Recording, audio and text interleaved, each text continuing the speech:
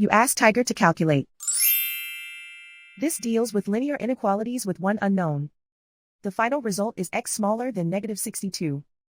Let's solve it step by step. Isolate the x. Divide both sides by 2.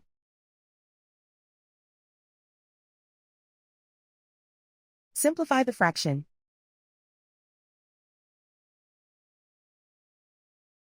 Find the greatest common factor of the numerator and denominator.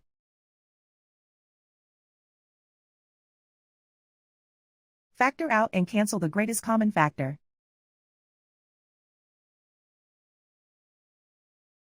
Plot the solution on a coordinate grid. And so the final result is x smaller than -62.